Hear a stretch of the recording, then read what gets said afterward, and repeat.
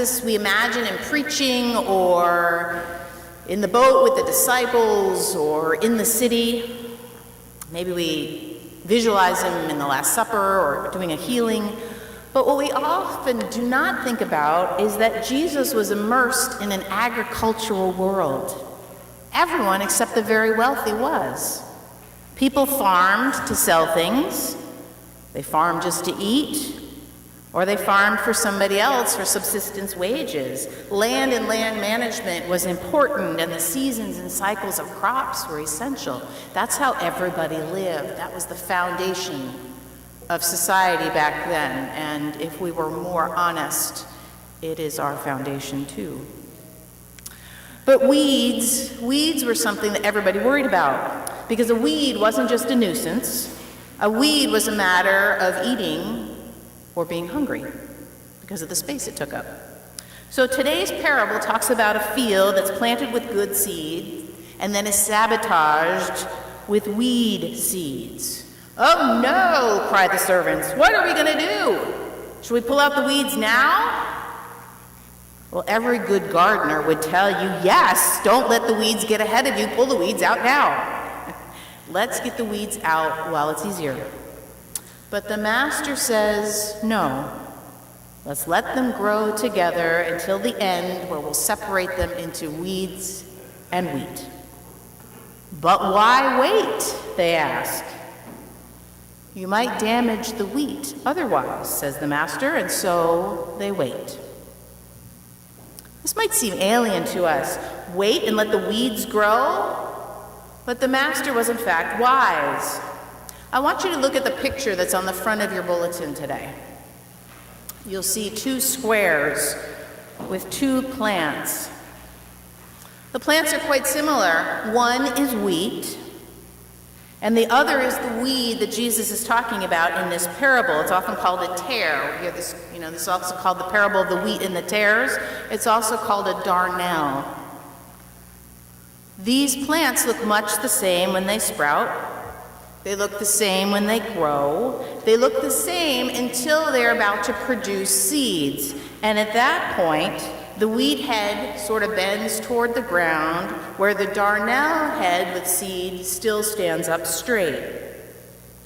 So you see, you don't really know for sure what is wheat and what is weed until the end. So it's easy to make a mistake and damage the crop if you try to go in and pull things early. The wheat is on the left, by the way. So, what to do? An equivalent in our day and age might be our decision to just go and buy Roundup Ready wheat and plant away, knowing that at some point we can come and dump herbicide all over the field and the weeds will die. It's so much easier. But what do we damage in the process? Or it might be easier to leave the planting of wheat to the huge agribusiness corporation that plant giant swaths of GMO crops across many of our Midwestern states. We might then see amber waves of grain, but when the waves are an ocean of one monocrop, then the plant life, the insect life, including pollinating bees, and the animal life that all need diverse habitats, they all die out from that area, creating what is actually a desert and an illusion of abundance. It would be easier if, I think this might be actually our greatest environmental sin. It's easier. It's easier to carry home my groceries in a disposable plastic bag. I don't have to then remember all those other bags that I try to keep in the car, but always forget. It's easier to use paper cups for coffee hour rather than to run the dishwasher, because somebody have to run it and somebody have to unload it. It's easier for me to drive over the speed limit when I come to work, even though I know it burns more gas and it doesn't really respect my fellow drivers. It's easier to do what we've always done with gas-burning cars and coal-fired plants and inefficient electrical grids than to change all of that. It's easier, or sometimes we might substitute, it's cheaper. But easier is not better. Easier is just easier. And most of what Jesus talks about and asks us to do as faithful people is not what is easier. Over the past couple years, I have noticed more and more signs going up in restaurants, mostly chain restaurants, that tell you how many calories are in each item that you might buy. And armed with that information, I have found that my choices have actually changed. I think twice and can make a better or just different choice for myself and my overall health by the information that I'm given. I wonder what that would be like with other things. If every time I went to unlock my car, I saw a sign about how much pollution I was causing for each mile I drove, depending on how fast I drove, and how many minutes somebody had to stand on an oil rig or use dangerous drilling equipment, and how many inches of Alaska permafrost was melting as a result of my drive, and how many Aleut children would be impacted when they could not reach the clinic because the permafrost was too weak for them to drive across. Suddenly I want to be wiser about my driving choices. Or say I'm buying a new shirt, it's on sale for $5. But the tag doesn't tell me about the bleaching water that was dumped into a Bangladeshi river, or the lax emission standards, or the dump it's going to end up in once I throw it out in a year or two. Suddenly it's not such an easy choice. It's so easy to buy it, it's only $5. But no, that's not true. Correction, it only costs me $5. If we don't bear the cost ourselves, we can kid ourselves that the cost doesn't exist. This is why the servants in the parable say, let's pull the weeds out now. It's not their field, it's not their crop. It didn't matter to them in the same way that if a few plants were lost, but it mattered to the master, the owner, the one who would actually pay the cost.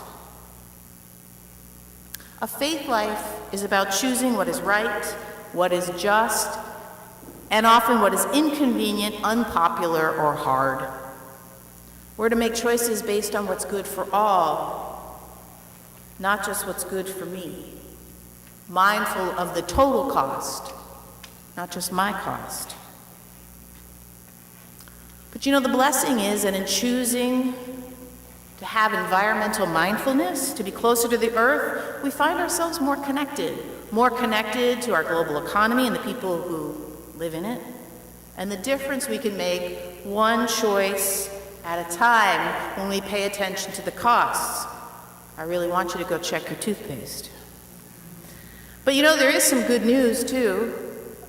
Did you know that running the dishwasher is more likely better for the earth and more water efficient than hand washing? Hooray for that. And did you know that using too many cleaning products is bad for the earth and for your own physical self? So we can have dirtier houses, which is good because I'm now finally in vogue. And microwaving is more efficient than using your range. You see, I told my family that leftovers were saving the environment. Yeah. Here at Pilgrim, as a church, we can choose to make wider impact decisions too. Today, each of us are invited to fill out a card to send to our senators about staying in the Paris Climate Agreement, a petition that's sponsored by the Interfaith Power and Light and voted for by our council to have this event. You see, caring for the environment is not a political or partisan issue, despite how it's portrayed. It is a justice issue. It is a health issue. It is an issue of caring for the least of these, as the most vulnerable are the ones most affected by climate change. And we're invited to make an impact locally.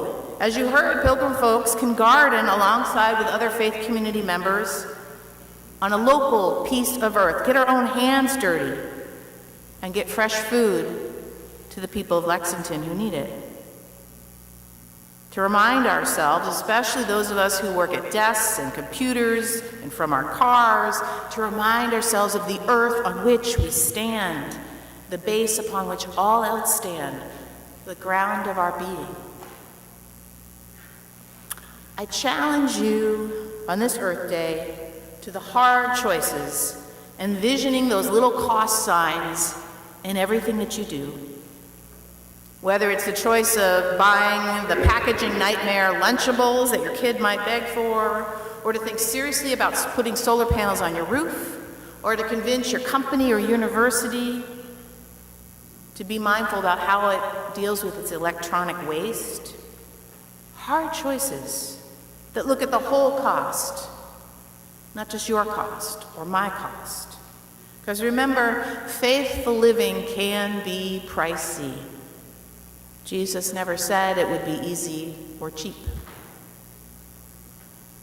I leave you with a classic Jewish folktale. There were two men fighting over a piece of land. Each claimed ownership. Each bolstered their claim with apparent proof. And after arguing for a long time, they agreed to resolve their conflict by putting it in front of a local rabbi. The rabbi sat down as an arbitrator and listened carefully, but despite years of legal training, the rabbi could not reach a decision. Both parties seemed to be right. Finally, the rabbi said, "Since I cannot decide to whom the land belongs, let's ask the land." So the rabbi put an ear to the ground and after a moment stood up, and he said, "My friends, the land said it belongs to neither of you, but that you belong to it." Yes, and amen.